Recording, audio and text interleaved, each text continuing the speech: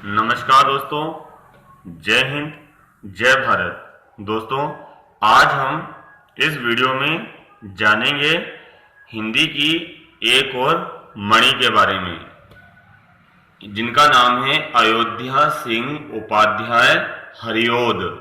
इनका नाम क्या है? अयोध्या सिंह उपाध्याय हरिओद। यह मध्य प्रदेश की बोर्ड परीक्षाओं में जीवन परिचय बनकर आता है 11वीं क्लास में, तथा इनके बारे में प्रतियोगिता परीक्षाओं में भी पूछा जाता है। तो हम देखते हैं दोस्तों इनकी जन्म व मृत्यु।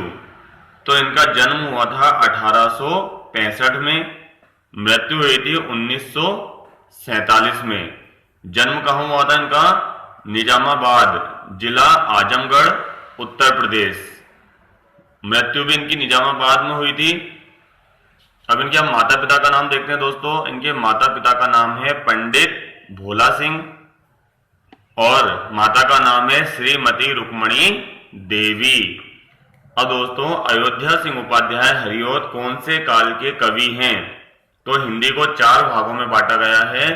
तो ये चौथे भाग अर्थात आधुनिक काल के कवि हैं। आधुनिक काल को वर्तमान काल भी कहा जाता है। तो अयोध्या सिंह उपाध्याय आधुनिक काल के कवि हैं। आधुनिक काल की अब कौन सी शाखा? आधुनिक काल को दोस्तों 6 भागों में बांटा गया था। तो ये द्विवेदी युग के कवि हैं। कौन से युग के कवि हैं दोस्तों? द्विवेदी युग के कवि हैं।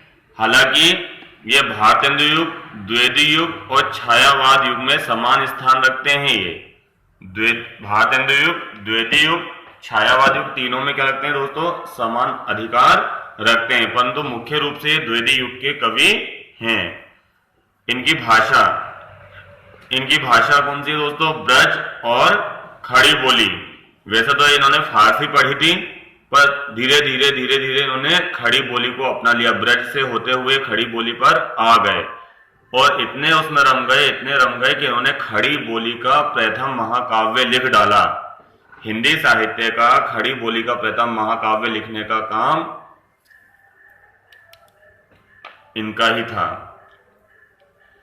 इनको हिंदी साहित्य में कवि सम्राट और साहित्य वाचस्पति की उपाधियों से विभूषित किया गया है दोस्तों। ये प्रतियोगिता परीक्षाओं में भी आता है कि किसको कवि सम्राट और साहित्य वाचस्पति की उपाधियों से विभूषित किया गया है। तो अयोध्या सिंह उपाध्याय हरिओद। डॉक्टर गणपति चंद्र गुप्त ने तो इन्हें आधुनिक युग का सूरदास कह डाला। क्या कह डाला मैं? आधुनिक युग का सूरदास कह डाला, क्योंकि इन्होंने राधा और कृष्ण का वर्णन बड़ा ही मनोरम किया है। प्रथम रचना इनकी कौन सी है दोस्तों? श्री कृष्ण शतक। इनकी प्रथम रचना कौन सी है? श्री कृष्ण शतक।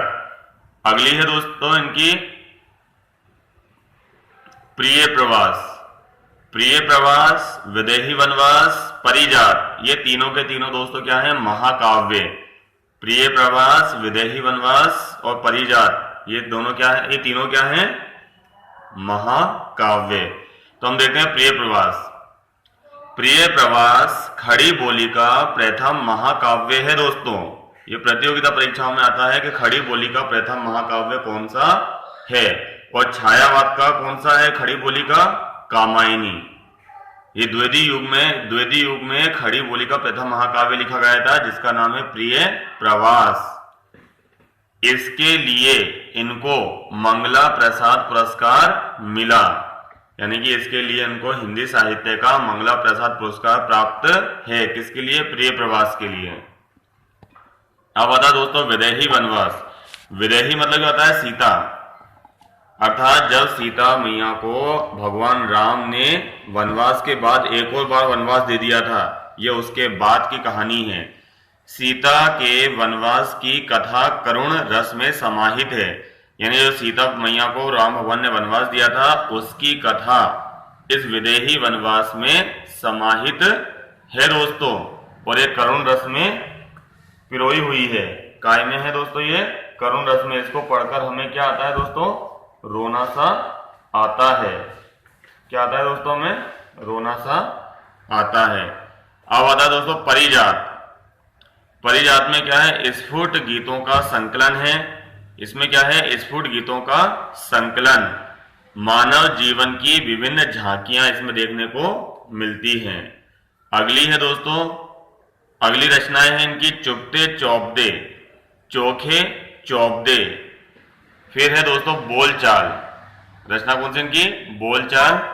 इसमें साधारण स्फुट काव्य संग्रह। फिर है रस कलश, ब्रज भाषा के छंदों का संकलन है, ये ब्रज भाषा में है और छंद इसमें प्राप्त होते हैं। अध खिला फूल, ठेठ हिंदी का ठाट, ये उपन्यास है। अध खिला फूल, ठेठ हिंदी का ठाट, ये उपन्यास है। रुकमणि परिणय, ये दोस्तों इनका नाटक है।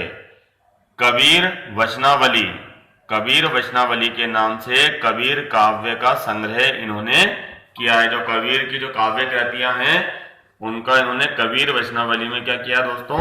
संग्रह किया है। धन्यवाद दोस्तों। जय हिंद। दोस्तों इन्होंने प्रिय प्रवास में कितनी बढ़िया पंक्ति लिखी है। इसमें प्रिय प्रवास में आपको ध्यान रखना है, इन्होंने राधा का आधुनिक वर्णन किया है। इन्होंने प्रिय प्रवास में क्या किया है? राधा को रोते बिलखते हुए नहीं बताया है, राधा को आधुनिक राधा बताते हुए उसका वर्णन किया है। जैसे राधा प्रिय प्रवास की पंक्तियां देखते हैं। राधा जाति प्रति दिवस थी, पास नंद बाबा के अंगना, नाना बातें कथन करके थी उन्हें बोध देती, जो वे होती परम व्यथिता मूर्छिता या विपन्ना, तो वे आठों पहर उनकी सेवा में बिताती। दोस्तों इसमें राधा का आधुनिक वर्णन किया है, अर्थात राधा प्रिय प्रवास पे रोती नहीं है। जब उनके प्रिय अर्थात कृष्ण जब चले जाते हैं, मथुरा चले जाते हैं, द्वारिका चले जाते हैं, तो रोती नहीं है, वो ब्रज की औरतों के साथ रासलीला खेलती हैं, बच्चों को कृष्ण की कहानियां सुनाती हैं, रोज डेली नंद बाबा के यहाँ पर जाकर उनकी सेवा करती हैं, यशोदा मैया की सेवा करती हैं, गायों को चारा डालती हैं। लगता ही नहीं है जैसे कि उनके कृष्ण भगवान प्रवास पर गए हुए हैं। धन्यवाद दोस्तों। जय हिंद, जय भारत।